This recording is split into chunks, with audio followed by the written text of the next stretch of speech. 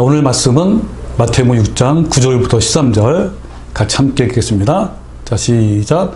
그러므로 너희는 이렇게 기도하라. 하늘에 계신 우리 아버지여, 이름이 거룩히 여김을 받으시오며 나라가 임하시오며 뜻이 하늘에서 이루어진 것 같이 땅에서도 이루어지이다.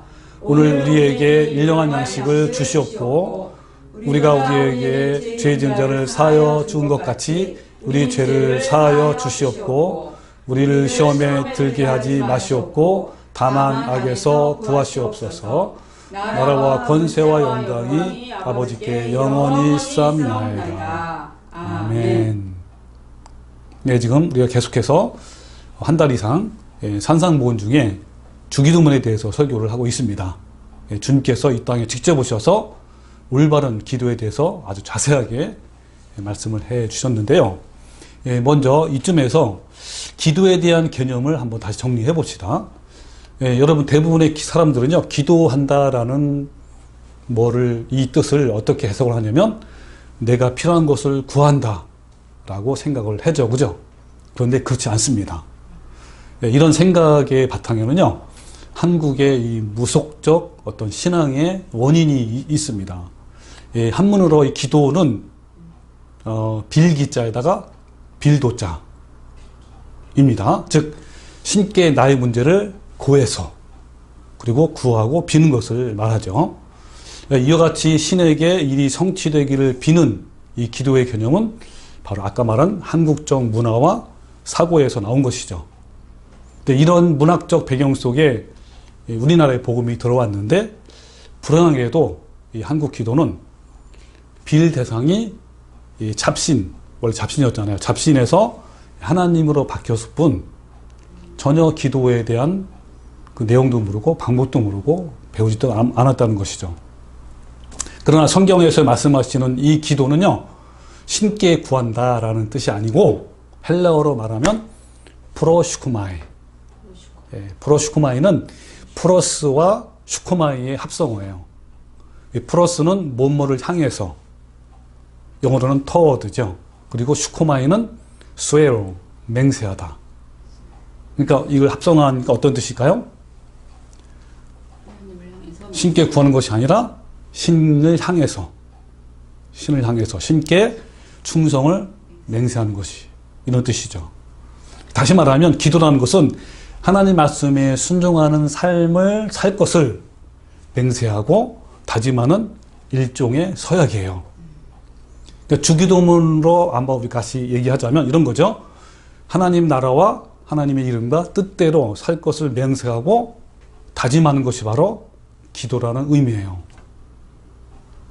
그래서 주기도문에는 먼저 하나님에 대한 기도 내용이 3가지 나오죠. 지난주까지 우리가 하나님에 대한 3가지 하나님 이름과 나라와 뜻에 대해서 우리가 알아봤는데 지금부터는 이어서 이제 후반부에, 즉 우리 공동체에 대한 기도의 내용이 또 3가지가 나와요. 전반부 하나님에 대한 3가지, 후반부 우리에 대한 3가지. 즉 우리에게 일용할 양식을 주시옵고 또 우리에게 죄 지은 자를 용서해 주고 또 우리에게 시험을 들게 하지 말라라는 이 3가지입니다. 여러분, 다시 한번 강조하는데요, 기도의 우선순위를 여러분 항상 기억하십시오. 우리가 먼저 하나님에 대해서 기도하고 이어서 우리 공동체에 대해서 기도할 때 하나님은 나에게 가장 좋은 길로 인도해 주시고 선한 방법으로 공급하신다는 것을 잊지 마시기 바랍니다. 여러분, 우리는요, 이 기도의 순서에 목숨을 걸어야 돼요. 근데 대부분 사람들은 기도를 시작하자마자 자신을 위해서 먼저 기도해요. 만약에 기도의 첫 부분을 나에 대해서 기도한다면 하나님을 전혀 신뢰하지 않는 행위입니다. 그것은 하나님이 하지 말라는 것을 끝까지 하니까 바로 어떤 개구리죠, 이게? 청개구리형의 그런 교인이에요. 기도에 있어서 이것은 법이요 반드시 지켜야 할 철칙이에요. 하나님은 우리가 하나님께 먼저 관심을 갖기를 원하셔요. 그것이 바로 피조물에 마땅한 그런 자세입니다.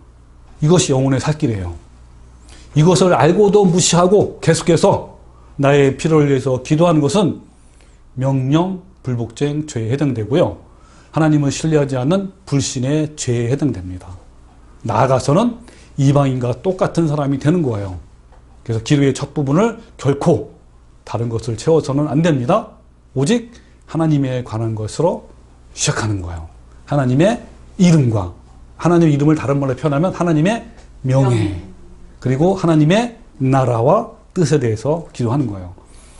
하나님에 대한 이 세 가지 기도는요, 정말 우리 입장에서 잘 체감이 안 되지만요, 하나님 입장에서 하나님 마음으로 보면요, 가장 긴박하고 절박한 문제예요. 그래서 먼저 하나님에 대한 것이 먼저 회복돼야 합니다. 그렇지 않고서는 우리 공동체 회복도 어렵고 개인은 더더욱 어려운 거예요. 그래서 먼저 하나님의 이름과 나라와 뜻을 위해 기도하는 자는 우리 공동체를 위해서도 기도할 수가 있는 거예요. 이 순서는 결코 바뀔 수가 없습니다. 전반부가 하나님이죠. 하나님의 기도에 대한 것이 없다면 후반부 공동체에 대한 기도도 없어요. 자, 세 가지 공동체에 대한 기도 다시 한번 뭐죠? 우리에게 일용할 양식을 주세요. 그런 뜻이고, 두 번째는 우리의 죄를 용서해 주세요. 라는 거예요. 그 세 번째는 우리를 시험에 들지 말게 하세요. 라고 기도하는 거예요. 세 가지. 여러분, 이거 간단히 다시 정리하면요, 먹을 양식. 이 죄라는 거는 하나님께 지은 죄가 아니에요. 공동체 안에서, 관계 안에서의 죄예요. 형제끼리 짓는 죄를 말합니다. 그리고 시험은 유혹. 그러니까 시험을 들다라는 말이 뭡니까? 유혹에 빠져서 미혹에 들어서서 죄를 짓는 거, 악을 짓는 걸 말합니다. 그래서 이 세 가지, 양식, 먹을 양식과 죄, 시험. 이 공동체 안에서 우리는 서로에게 이 세 가지, 일용할 양식과 죄와 시험에 대해서 기도를 해야 합니다. 그래서 여러분, 일용할 양식은 이 몸으로, 이 몸 아닙니까? 몸으로 살아가는 데에서 굉장히 절대적으로 필요하잖아. 그죠? 그리고, 죄와 시험에 대한 것은 우리 영혼이 거룩함을 이루어가는데 절대적으로 필요한 거예요. 즉, 우리 영혼, 몸이, 아까 말하는 먹을 것, 죄와 유혹, 뭐 이런 것들이죠. 이것이 영혼육을 말합니다. 우리의 영혼, 몸이 하나님께 온전하도록 기도하는 것이 바로 세 가지 기도라는 거예요. 자, 왜냐하면 그 이유를요, 데살로니가전서 5장 23절에 너무 잘 나와 있어요.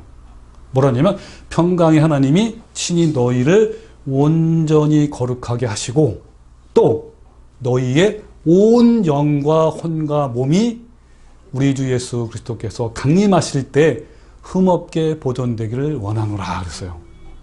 여기 뭐냐면, 온 영과 혼과 몸이 흠이 없게 보존되라. 또 이거 다른 말로 표현하면 거룩한다. 온전히 거룩함을 이루라는 뜻이에요. 이게 왜 중요하죠? 여기 나왔죠. 하나님 예수님이 강림하실 때 그러한 자를 어떻게 한 거예요?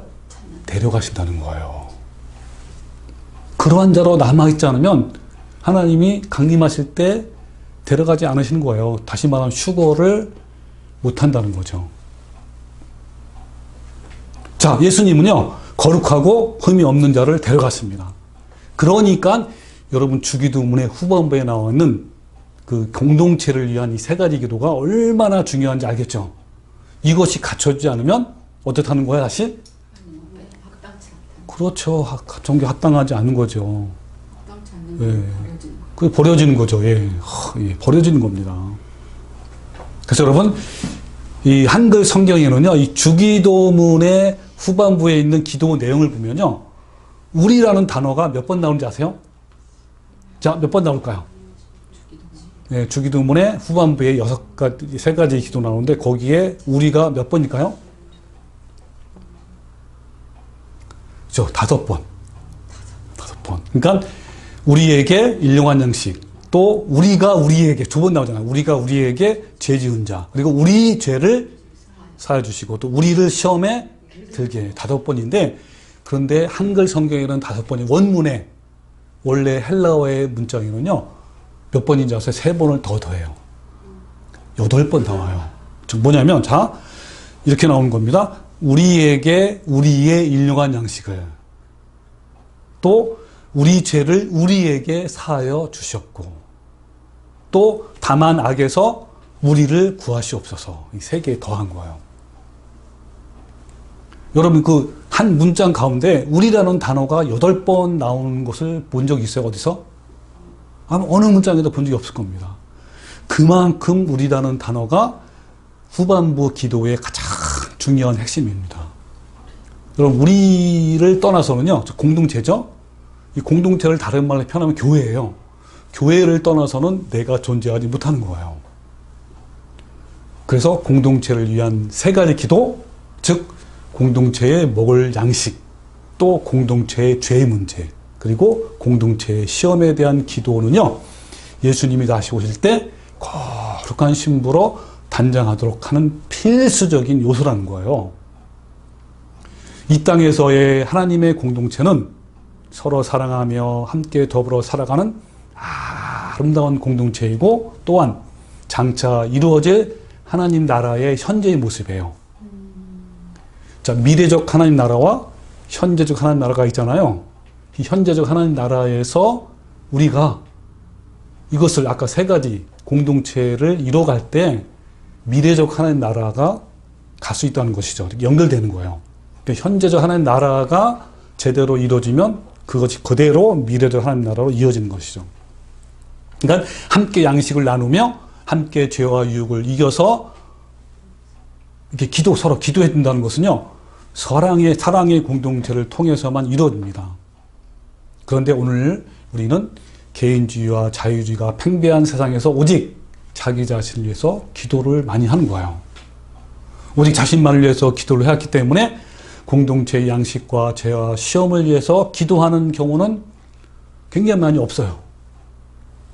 우리가 서로 사랑할 때 하나님 나라의 합당한 백성이 되는 것입니다. 하나님의 백성은 자기를 넘어서 공동체의 영혼육, 이걸 다른 말로 표현하면 전인격이에요. 전인격과 함께하는 사람들이에요. 이것이 천국 백성의 현재적 기쁨입니다.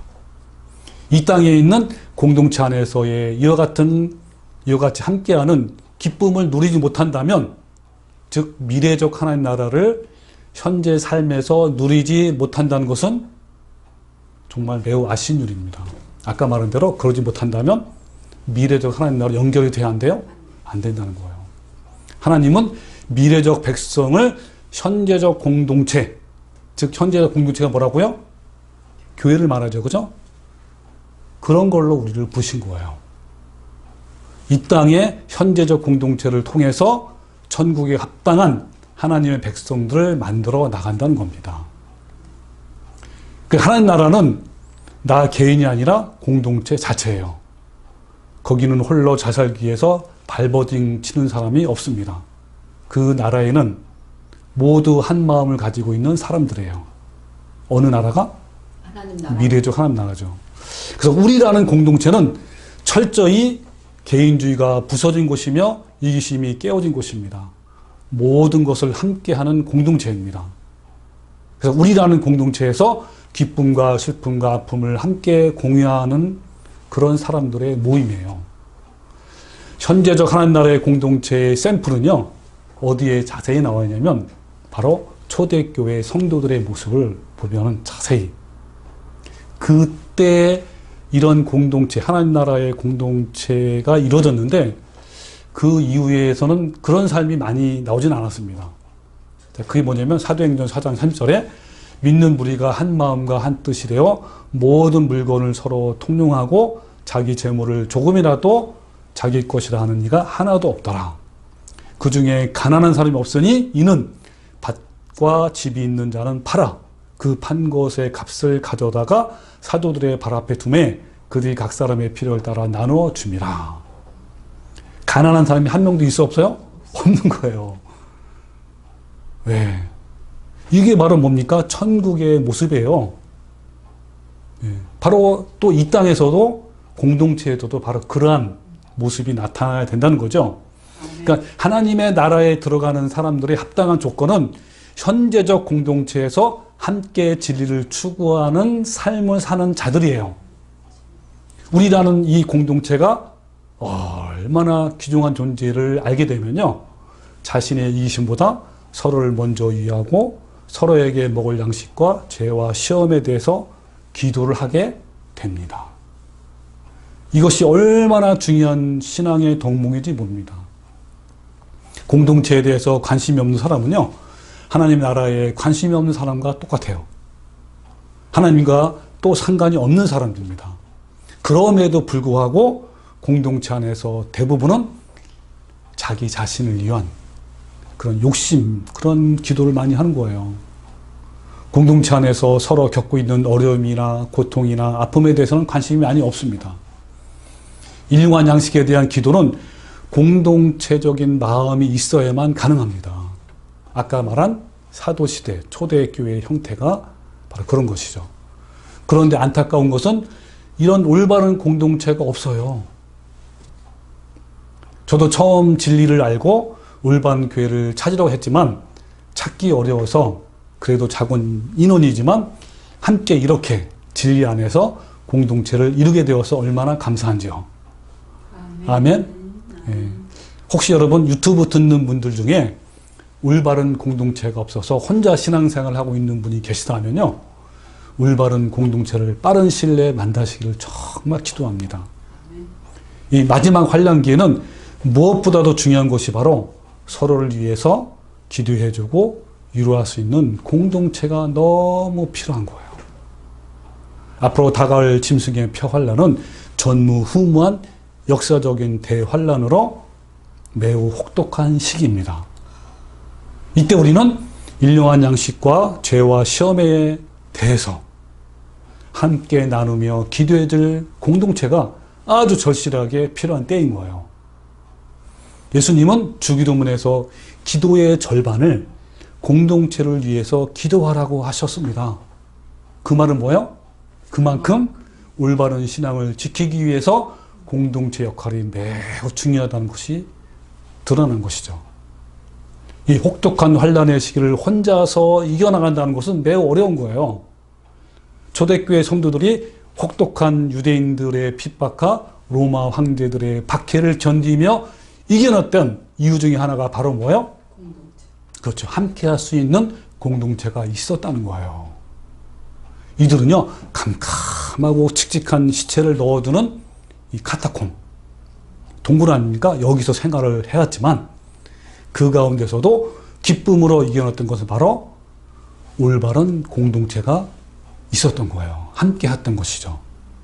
그리고 로마 교황권에 의해서 참혹하게 1000년 이상 박해를 받아왔던 중세기에도 참 성도들이 있어서, 그죠? 이 성도들도 어때요? 공동체와 함께 하였기 때문에 로마 교황권에 굴복하지 않았고 맞서서 항거를 했던 것입니다. 그럼 이제 마지막 환난에는 더욱 올바른 공동체가 더 중요할까요? 안 그럴까요? 중요합니다. 얼마나 중요한지 모릅니다. 저도 유튜브를 사역을 하면서 함께 할 수 있는 성도들을 좀 찾고 있어요. 요즘에 전화도 많이 오고 있는데, 저는 어쨌든 이런 걸 생각하면서 좀 더 효율적으로 목회를 하기 위해서 한 내년쯤에 우리나라 중간에 있는 충청도로 이사하는 것이 어떨까 이런 생각도 많이 해보고 있어요. 이것은 제 혼자 생각이고요. 저는 하나님이 열어주시는 대로 가는 것이죠. 저는 하나님을 전적으로 신뢰하는 마음으로 하나님께서 열어주신 만큼 그때마다 순종하며 살려고 하는 거예요. 인도하시는 분 누굽니까? 그렇죠. 오직 하나님이셔요. 그래서 잠언 16장 9절에 사람이 마음으로 자기의 길을 계획할지라도 그의 걸음을 인도하시는 이는 여호와시니라. 그런 거예요. 하나님께서 그 길을 저는요, 인도해 주실 것을 확실하게 믿습니다. 그냥 그 길을 따라가는 것 뿐이에요. 근데 많이 아쉬운 것은요, 진리 안에 있는 올바른 교회를 찾기가 너무 어려워요. 여러분, 제가 지난주 설교에서 올바른 사람, 올바른 기도에 대해서 여러 번 제가 설교했잖아요. 그죠? 오늘은 올바른 교회에 대한 단어가 많이 나옵니다. 자, 그러면 여러분 기억해 보세요. 올바른 사람이 어떤 사람이죠? 진리와 길을 가고 있는 사람. 두 가지 있죠, 두 가지. 로마서 12장에 나온 두 가지 조건. 그렇죠. 예자를 날마다 십자가에 못 박아 죽이는 성도. 두 번째는 이 세상의 가치와 목적과 방법을 본받지 말고 마음이 완전히 혁신, 갈아엎어서 혁신을 일으켜서 새롭게 하는 성도. 즉 뭡니까? 회개를 통해서 철저히 내 자아가 깨지고 내가 부인된 사람이며 내 마음속에 탐욕과 정욕이 점점 죽어서 마음이 새롭게 변화되는 사람을 말하는 거예요. 그러면 올바른 교회는 뭘 말하죠? 그런 성도들이 그렇지요. 올바른 사람들이 모인 공동체를 말하는 겁니다. 그런데 이렇게 올바른 진리를 가르치며 이 진리에 순종하는 공동체가 얼마나 될까요? 정말 많이 없다는 게 너무 아쉬운 거죠. 그래서 이 공동체 기도 내용 중에 첫 번째 나오는 오늘 우리에게 일용한 양식을 주시옵고라는 기도가 가장 중요해요. 제일 먼저 나온 거 그래서 제일 먼저. 지금은 우리가 일용한 양식을 얼마든지 벌 수 있어서 양식에 대해서 부족하지 않기 때문에 이 기도의 간절함을 잘 모르죠. 그러나 환난 날에 이 기도는요, 금보다도 더 귀한, 바꿀 수 없는 기도예요. 생명과 연결되어 있는 중요한 기도입니다. 일용한 양식의 문제, 지금은 대수롭지 않지만 앞으로 매우 중요한 기도가 될 것입니다. 오늘 일용한 양식을 주시옵고, 이거를요, 헬라어 원문으로 한번 해석을 해봅시다. 오늘이란 말은 헬라어로는 이제, 지금, now죠, now. 그 뜻이고, 그 다음에 일용한 이 뜻은 the next day, 다음 날, tomorrow, 내일 이런 뜻이에요. 그러면 어떻게 합니까? 오늘 일용한 양식을 주시옵고를 직역하면, 원문으로 하면 뭐가 돼요? 지금 내일 먹을 양식을 주시옵고 이런 뜻이에요. 지금, 그러니까 지금 이 순간 내일 먹을 수 있는 양식을 주세요 그런 뜻이죠. 여러분, 이 기도는 정말 절박한 기도입니다. 이 기도야말로 앞으로 마지막 환난기에 우리가 삶을 살아갈 때 얼마나 필수적인 기도의 내용인지 모릅니다. 만약에 우리가 아침에 일어나서 이 기도를 한다면 그 양식은 아침부터 저녁까지 하루 분량을 말하는 거예요. 만약에 우리가 이 기도를 저녁에 한다면 그날 저녁부터 그 다음날 저녁까지 음식을 말합니다. 이건 뭘 말하냐면, 즉 하나님이요, 이스라엘 광야에서 이스라엘 백성을 만나와 메추라기로 먹이셨는데 그 양식과 방법이 똑같아요. 그런 의미입니다, 이게. 그러므로 이 기도의 핵심을 잘 살펴보면요, 앞으로 하루 분의 양식을 지금 내려주십시오라는 의미입니다. 근데 이 기도의 핵심은요, 노동하지 않았는데도 주시는 양식이에요. 여기서 일용한 양식은 노동하지 않았는데 먼저 주시는 양식입니다. 그런데 성경의 원리는 어때요? 노동을 해야 음식을 먹잖아요.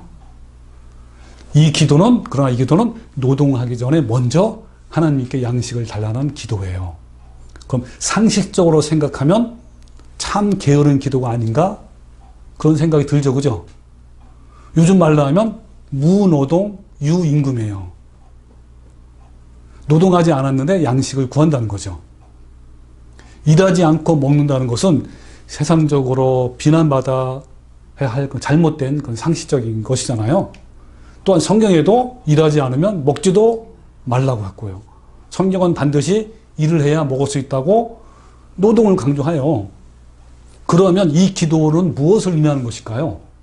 서로 대치가 되잖아요. 어떤 의미일까, 이 의미는?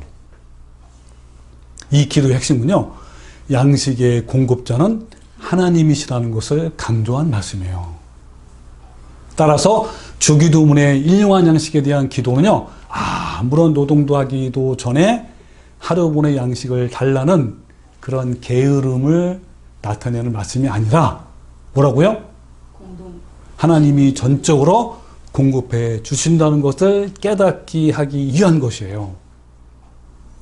우리가 양식을 공급받는 것은 내가 열심히 일해서가 아니라 공급해 주시는 분은 하나님이시라는 것을 철저히 인식한다고 말씀하는 겁니다. 일하기 전에 하루분의 양식을 먼저 주시는 분은 누구라고요? 하나님이세요. 우리는 성경적으로 정말 열심히 일해야 되고죠. 이마에 땀을 흘려서 일을 해야 하고 최선을 다해서 정직하게 또 밭을 갈고 일을 해야 합니다. 그렇다면 사람은 노동을 한다고 반드시 먹을 수 있을까요? 다 그렇지 않죠. 그렇게 노동을 해도 못 먹는 경우가 굉장히 많아요. 전쟁이 발생하면 먹지 못해요. 그죠? 그리고 내가 열심히 일했는데도 기근이 나면 먹지 못합니다. 질병이 생기면 일도 못하고 먹을 수도 없어요. 잘. 또 착취를 당하거나 흉년이 발생하거나 자연재해가 발생하면 열심히 일해도 하늘에서 양식을 공급해주지 않으면 인간은 먹을 수 없는 거예요. 아무리 인간이 열심히 해 일해도 위에서 공급해 주시는 분이 있기 때문에 우리가 먹을 수 있다는 거예요. 아멘. 그래서 일용한 양식을 구하는 기도는요, 공급의 주체자이신 하나님께 구하라는 어떤 정신을 명심하라는 것입니다. 하나님이 공급하지 않으시면 인간이 아무리 노동할지라도 소용없어요, 사실은.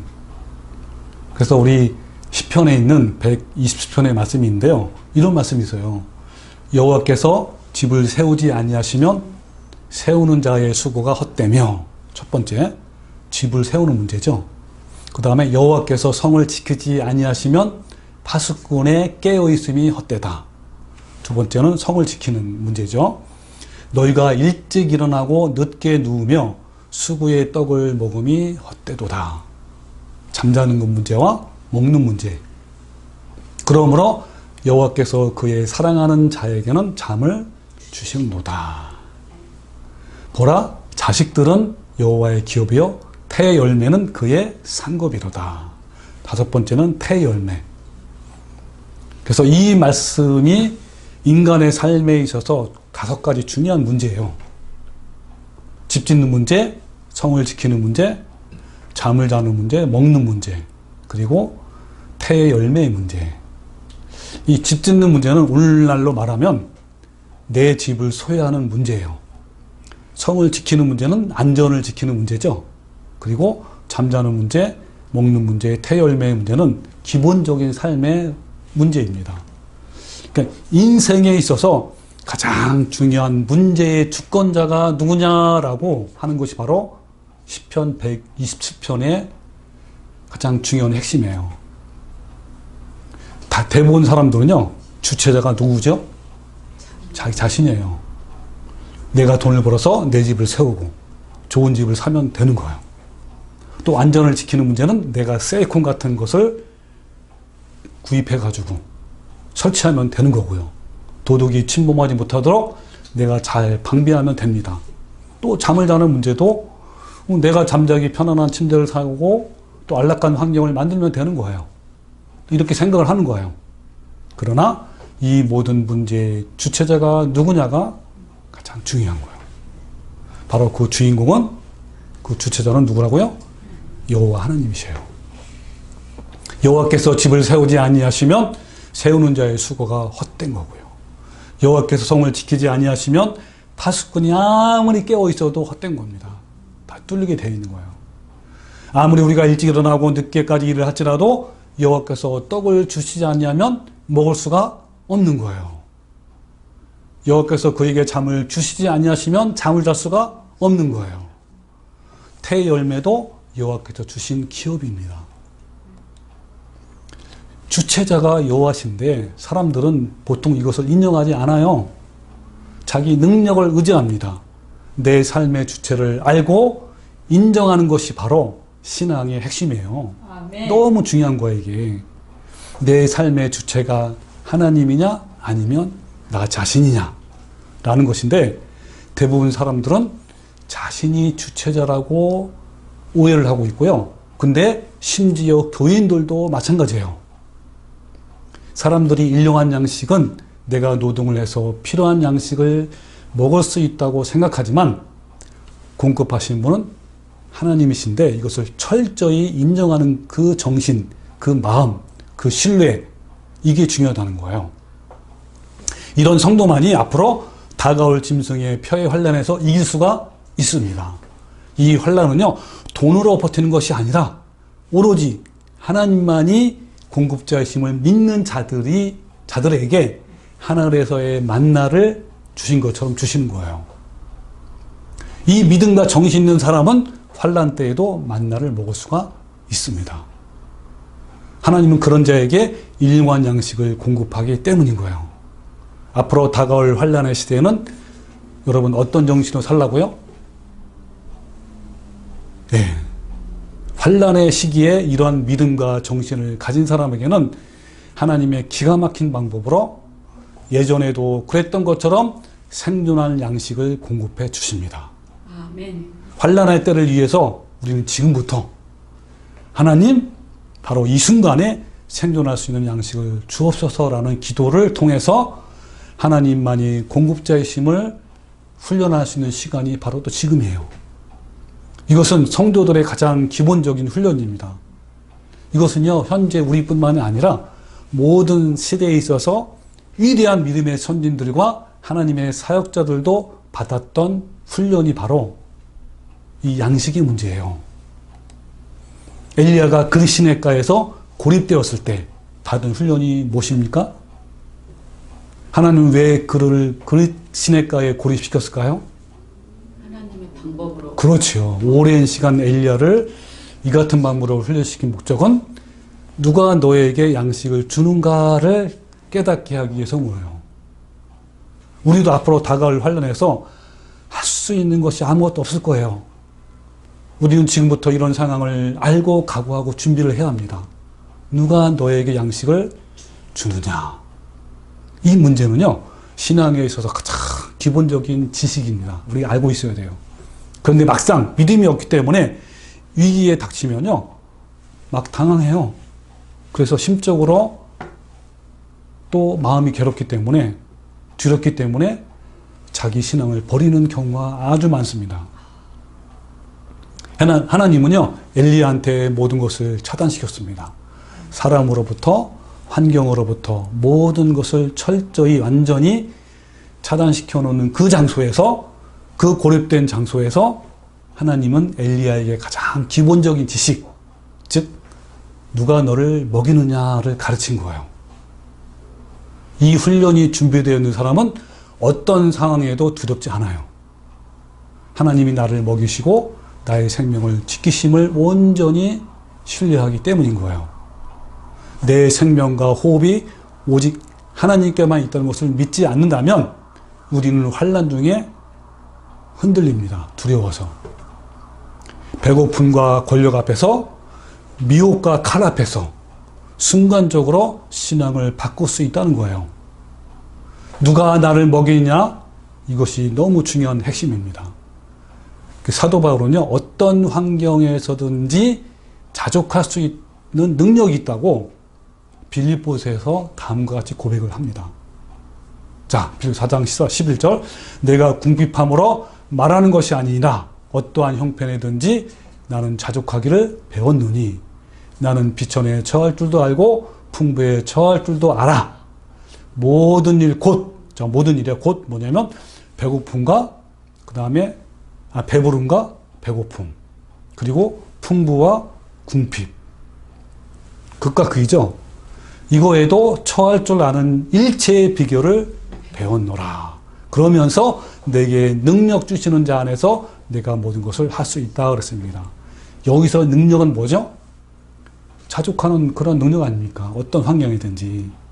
사도 바울이 이런 능력은요, 나를 먹이시는 분은 오직 하나님이라는 고백과 신뢰에서 나온 거예요. 나를 먹이시는 분은 하나님이십니다. 이것을 신앙하는 사람은 두려움이 없습니다. 미래에 닥쳐올 환난 시기에 이 신앙이 얼마나 중요하겠습니까? 마지막 짐승의 표 환난기에는요, 여러분, 짐승의 표, 이 짐승의 표가 뭐죠? 우리가 배웠잖아요. 적그리스도의 말씀과 교리를 따르지 아니하는 사람들을 말하잖아요. 그런 짐승의 표를 받는 사람에게는 매매를 못하게 하는 경제권을 모두 빼앗아 버릴 거예요. 누가요? 짐승. 짐승이 누구죠? 적그리스도구나. 네. 이제 여러분 점점 종이돈이 사라지고 있고 디지털 화폐로 가고 있어요. 중국은 이미 거의 다 끝나고 지금도 디지털 화폐로 전환하고 있는 중입니다. 그 매매를 못하게 하는 방법은요, 현재와 같이 인공지능 시대에는 너무 간단해요. 그 사람의 모든 계좌와 계정을 다 차단하면 돼요. 그렇게 되면 가장 큰 고통은 먹는 양식의 문제입니다. 처음에는 가까운 친척들의 도움을 받겠지만 그 박해가 도움을 주는 사람들까지 확대가 되면요, 즉 도와주는 사람한테도 매매를 못하게 박해를 하면 우리는 어떻게 될까요? 먹을 수 있는 모든 통로가 막히는 거예요. 누구처럼? 그 엘리야처럼. 이때 우리가 하나님을 온전히 신뢰하기 위해서 하나님만이 우리의 공급자라시는 믿음이 더 굳건해야 되는 거예요. 이럴 때 하나님께서는 우리에게 기가 막히는 방법으로 일용한 양식을 공급해 주실 거예요. 짐승의 폐의 환란에 대한 영상은요, 이미 유튜브에 많이 올라와 있으니까 여러분 참고하시기 바랍니다. 하나님은요, 엘리야 자신도 그리고 이 세상 사람 아무도요, 생각하지 못한 기가 막힌 방법으로 까마귀를 통해서 하루에 2번 먹을 것을 아침 저녁으로 물어다 준 거예요. 앞으로도 우리도 그런 시기가 되면요, 엘리야처럼 또 광야에서 만나를 먹는 이스라엘 백성들처럼 하나님께서는 완전히 단절된 사람들을 먹일 수 있다는 것을 여러분 잊지 마시기 바랍니다. 아멘. 우리는 앞으로 살아가면서 지금 당장 생존을 위해 음식을 주세요라고 이런 절박한 기도가 우리의 기도가 될 것임이 분명합니다. 이것은 정말 중요한 기도이며 준비와 각오를 지금부터 우리가 해야 되지 않을까 생각이 돼요. 여러분, 하나님이 여러분을 먹이신 것을 믿습니까? 아멘. 출애굽기 16장에 보면요, 하나님께서 이스라엘 백성들에게 만나와 메추라기로 누가 너희에게 먹을 것 주느냐? 라는 문제를 훈련시킨 거예요. 만나는요, 아침 일찍 내렸어요. 이것이 바로 오늘 일용한 양식에 대한 기도와 똑같아요. 아무 일도 하지 않았는데 아침에 나가보니까 하얀 만나가 내려서요. 무노동, 무임금이죠. 그 양이 얼마나 되겠습니까? 일용할 만큼 딱 하루 동안만 내린 거예요. 더 많이 거두면 어떻게 될까요? 썩게 되는 거예요. 그래서 출애굽기 16장 13절에 아침에는 이슬이 진 주위에 있더니 그 이슬이 마른 후에 광야 지면에 작고 둥글며 서리같이 가는 것이 있는지라. 이스라엘 자손이 보고 그것을 무엇인지 알지 못하여 서로 이르되 이것이 무엇이냐 하니 모세가 그들에게 이르되 이는 여호와께서 너희에게 주어 먹게 하신 양식이라 그랬습니다. 똑같은 방법이에요. 또 저녁이면요, 바람에 밀려서 메추라기 때가 왔습니다. 그 메추라기는 저녁부터 그 다음날 저녁까지 양식이에요. 아무것도 하지 않았는데 먼저 주신 거예요. 이것이 바로 우리가 오늘 배우는 일용한 양식을 주시옵고라는 기도입니다.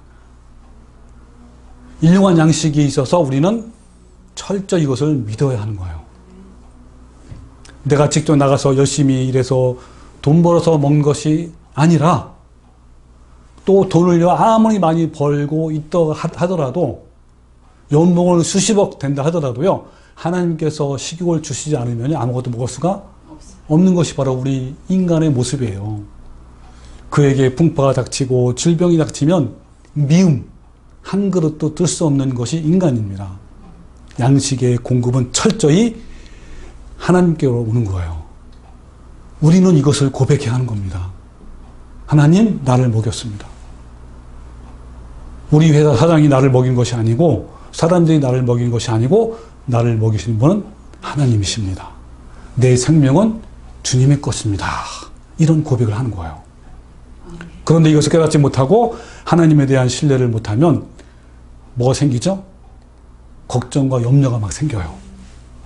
현재 내가 먹고 사는 일로 그리고 앞으로 닥칠 일들에 대해서 고민하고 염려를 하고 있다면 이런 지식과 신뢰와 준비가 되어 있지 않아서 그런 거예요. 하나님을 못 믿는 거죠. 이것은 곧 우리가 먹이시는 하나님을 불신하고 있다는 증거입니다. 여러분, 우리가 잘 알고 있는 마태복음 6장 말씀을 읽어볼게요. 25절부터 그러므로 내가 너희에게 이르노니 목숨을 위하여 무엇을 먹을까 무엇을 마실까 몸을 위하여 무엇을 입을까 염려하지 말라. 목숨이 음식보다 중하지 아니하며 몸이 의복보다 중하지 아니하냐. 저 공중의 새를 보라. 심지도 않고 거두지 않고 창고에 모아들이지 아니하되 너희 하늘 아버지께서 기르시나니 너희들은 이것들보다 귀하지 아니하냐. 너희 중에 누가 염려함으로 그 길을 한 자라도 더할 수 있겠느냐? 없다는 거죠. 그죠? 또 너희가 어찌 의복을 위하여 염려하느냐? 들의 백합화가 어떻게 자라는지 생각해보라. 수고도 아니하고 실삼도 아니하느니라. 그러나 내가 너에게 말하노니 솔로몬의 모든 정강으로 또 입은 것이 이 꽃 하나만 갖지 못하였느니라. 오늘 있다가 내일 아궁이에 던져지는 들풀도 하나님이 이렇게 입히시거든. 여러분 한번 보세요. 이 예수님이 지금 말씀하시는 거 아닙니까? 점점 더 세져요. 계속 같은 말을 하는 거예요. 되풀이해서 또 반복하고 또 반복하는 거예요. 하다못해 들의 백합화가 하다못해 나는 새까지 비유하면서 왜 이렇게 강조하고 또 강조할까요? 우리 사람이 얼마나 염려와 그렇죠. 하나님 믿지 못하고 얼마나 염려와 걱정만 하니까 우리는 다 걱정하잖아요. 이런 것도 먹는 문제, 경제 문제, 돈이 없는 문제 때문에 늘 걱정하기 때문에 계속 하는 거야. 지금 예수님이 하물며 너희일까 보냐 믿음이 적은 자들아. 그러므로 염려하여 이르기를 무엇을 먹을까 무엇을 마실까 무엇을 입을까 하지 말라. 이는 다 이방인이 구하는 것이라. 너희는 이방인이 아니지 않느냐. 그런 거예요. 너희 하늘 아버지께서 이 모든 것이 너희에게 있어야 할 줄을 안다. 그런 거예요. 그러면서 그런즉 너희는 먼저 그의 나라와 그 일을 구하라. 이게 뭐죠? 바로 주기도문에 나오는 하나님에 대해서 몇 가지가 있다고요?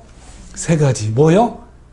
하나님의 이름 명예죠. 하나님의 나라, 하나님의 뜻에 대해서 먼저 구하고 먼저 추구하고 그런 삶을 살아라. 그리하면 뭘 뜻하는 거예요? 이 모든 것을 너에게 더하시리라. 그런 거예요. 그러므로 내일 일을 위하여 염려하지 말라. 염려, 걱정 지금 몇 번째 나와 이게. 계속 염려하지 말래. 내일 일은 내일 염려할 것이요. 또 나오죠. 한날의 괴로움은 그날의 족하니라. 이럼에도 불구하고 또 염려해요.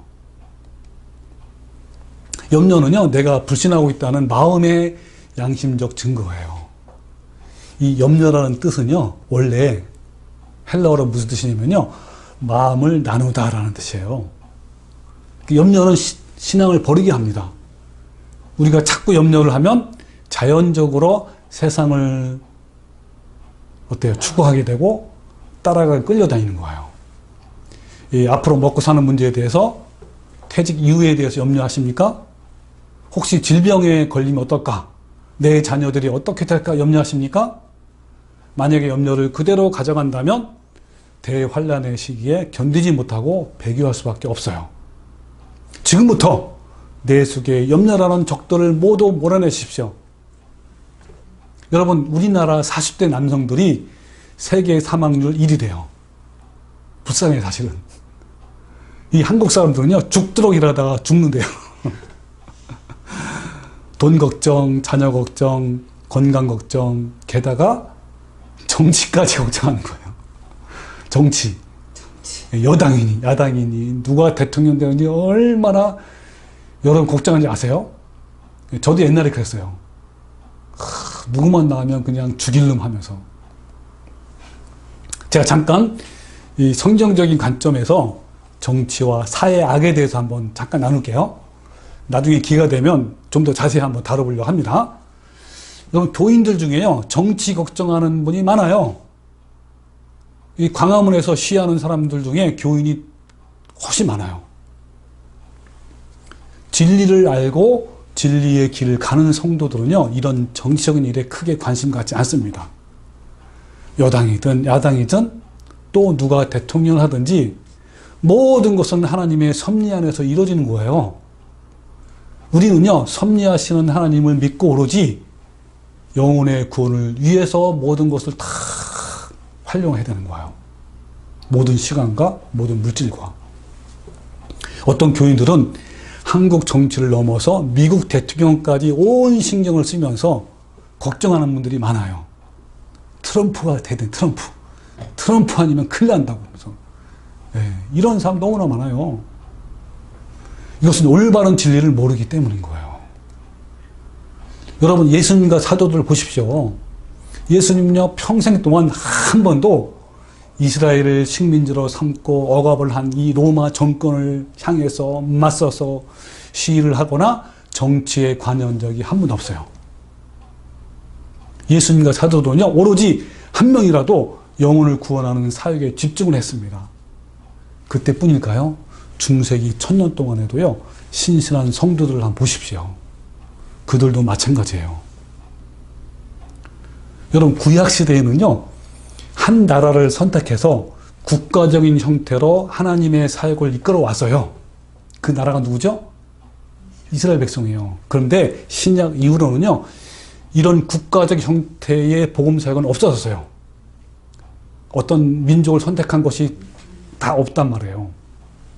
신약 이후부터는요, 국가적인 형태가 아니라 국가를 뛰어넘어서 어느 국가의 소속이든 진리를 알고 순종하는 각 개인들의 어떤 성도들이 함께하는 공동체. 이 공동체가 뭐죠? 교회 아닙니까? 교회를 통해서 하나님의 일을 해나가셔요. 그래서 지금도 뭐 이스라엘은 선택된 민족이면서 이스라엘을 뭐 찾아가고 이스라엘을 뭐 찬양하고 그런 사람 여러분 그 잘못된 겁니다. 이스라엘이나 한국이나 일본이나 다 똑같아요. 하나님은. 그 초월했어요. 국가를. 이제는 어느 국가이든지 진짜 성도들. 그 모임 공동체가 뭡니까? 교회죠. 그걸 공동체를 통해서 하나님은 모든 일을 이루셔요. 역사를. 단지 우리는 예수님과 사도들이 하신 것처럼 복음을 순조롭게 전하기 위해서 위정자들을 위해서 기도하는 것뿐이에요. 그리고 이제 세계 역사는 무섭고 흉악한 짐승으로 표현된 적그리스도가 전 세계를 통치하는 방향으로 흘러가고 있어요. 지금 막바지예요. 여러분, 엔트로피 법칙 뭔지 알죠? 모든 물질은 점점점 더 후퇴가 된다. 나빠진다는 뜻이 엔트로피 법칙, 그죠? 이런 엔트로피 법칙에 의해서 모든 만물은 파괴돼 가고 있어요. 그리고 인간의 죄악과 횡포는 점점 더 심해져 가는 것이 바로 여러분 성경에 나온 예언이에요.